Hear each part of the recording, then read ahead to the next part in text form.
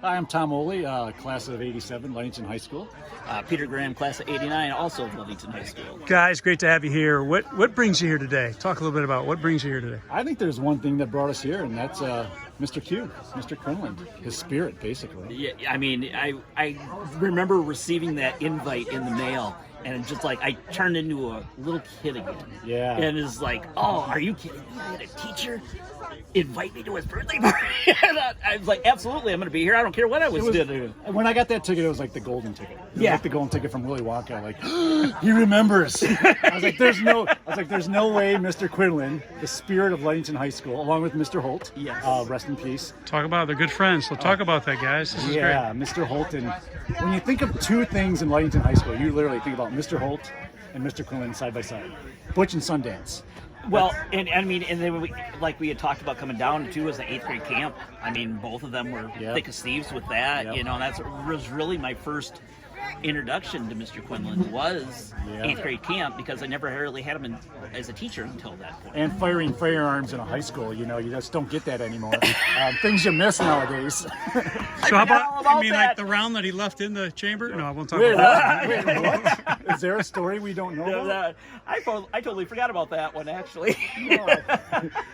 You know, talk about where you guys at today, you know, looking back. Like you were So, just talking I to me was- behind, and Pete, so- tell about So I yourself. kind of hope Mr. Q sees this, because I want to kind of let him know, and it's his day today, and I don't want to bother him, but Right. I was just one of those kids in high school that kind of flew through high school, didn't really care about it. But Mr. Holt and Mr. Quinlan kind of set that spirit young in me where you can dream and do anything you want to. And I remember when I was leaving high school, the high school counselor at the time was Mr. Boone, and my high school counselor told me I'd be a good roofer. That was it. That was the foresight of my high school counselor. But Mr. Quinlan and Mr. Holt said, go do whatever you want to do, and it stuck with me. I went on and I was a nuclear reactor operator for the U.S. Navy. I taught nuclear physics for the U.S. Navy for many years. I became a radio disc jockey. I'm starting to get a little teary-eyed because I know why it's there. I became a radio disc jockey in Milwaukee and Chicago. Kind of got semi-local famous. Became a cybersecurity analyst for multi-billion-dollar companies. Did a lot of very different things, and it's because their spirit said you can do anything you want to do. And now I'm at the stage in my life where Peter is and where Mr. Holt was at his stage, where I want to take all that knowledge and give it to somebody, give it to kids, do exactly what Mr. Quinlan did and Mr. Holt did, and I mean, kind of live their legacy and maybe even a fraction of what they did for like us and give it back. and you and I, Phil, have talked before in the past about how your dad was like my inspiration to be a teacher.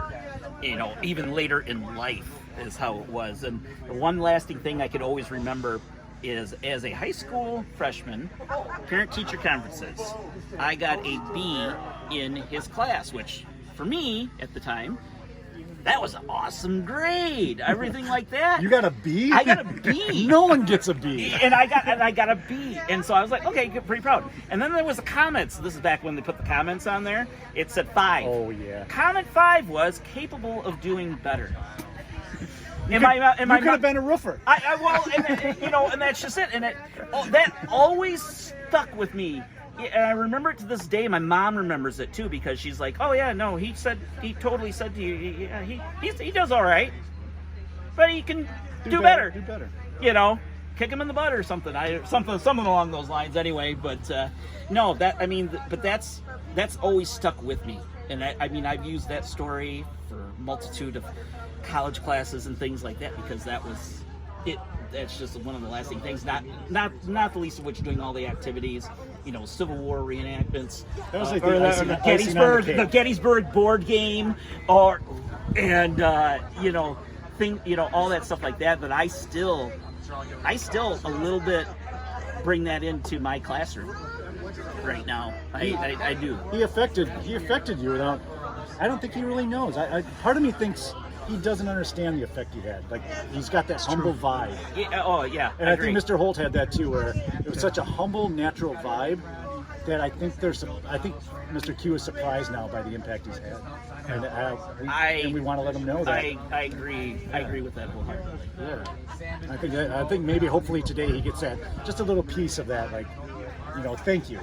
Yeah. You affected us in ways that I don't think you understood. No, and I agree with that 100%. Yeah. I'm actually shaking, like it's goosebumpy to me. Well, you know? it's just like seeing some of the older teachers that are here as well. You know, it's just trying to kind of like get like, that's that's Mr. Jorgensen, or that's Mr. Donnelly, or things like that. And But no offense, Mr. Q is up here in my book. oh yeah, no, absolutely, absolutely. Yeah. So. No, it's really cool that we're actually that it was thought of that we could be here for this day. Hold on, I'm going to reverse this question real fast. Do you understand the impact your dad has made? Does right. it affect you? Okay, you're gonna put me on camera I'm now. putting you up. Grab the camera and flip that. I want to ask you, do you understand? Do you understand?